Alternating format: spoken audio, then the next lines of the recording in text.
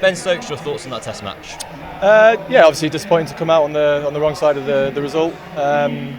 And I guess, well, the most important thing for us is that we need to do is we need to move on from it. Just like we moved on from the first two games, you know, obviously winning the first one, losing the second one. We've got to do the same thing here. We've got 2 games left, and yeah, great opportunity to win 3-2. As a team, do you look back and wonder if you've done anything differently?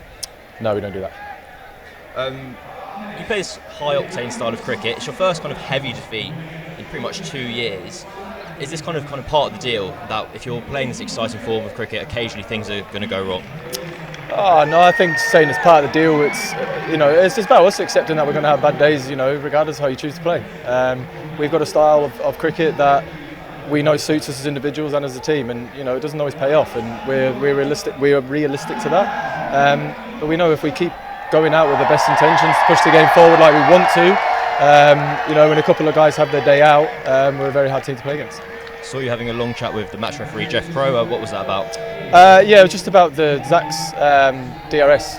He was just giving us some information around how it was judged to be given out when the ball wasn't in the stump on the DRS replay.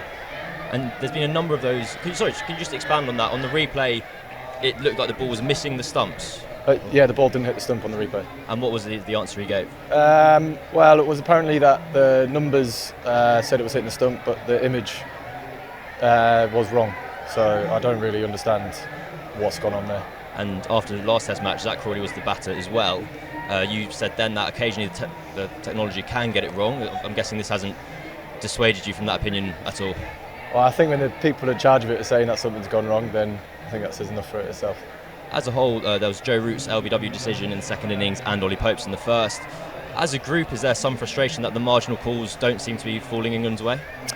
Yeah, I think it can do, but I don't think that's something that you pin down to a result of a game, because there's so many factors into it. And look, sometimes when you get on the wrong end of those decisions, it does hurt, but that's part of the game. But look, yeah, you want them to go your way. Sometimes they do, sometimes they don't. So, I don't think you want to be too picky around those ones. Is there anything England can do after this match in terms of following up that decision? Is it a complaints process or?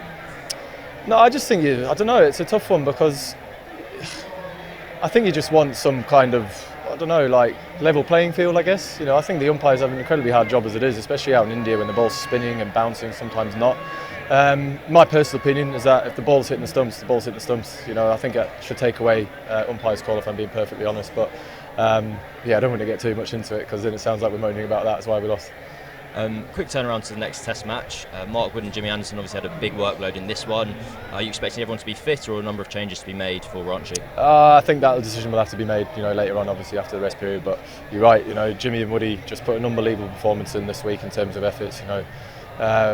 I'm a person who really likes to judge by the people's input as opposed to their output, and I think what they showed, not only with their efforts with the ball, but just saw even the intensity in the field throughout the whole time, even though we were so far behind, the game was always there.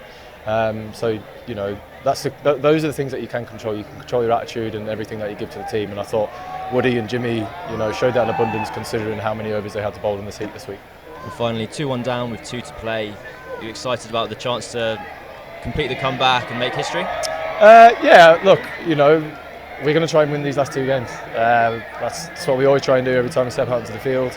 But going sort of straight to the point about, we can win 3-2, as I've said many times, that there's a lot of things that you need to overcome throughout a Test match to get to a result. So, we'll just be sticking to our process and staying level throughout.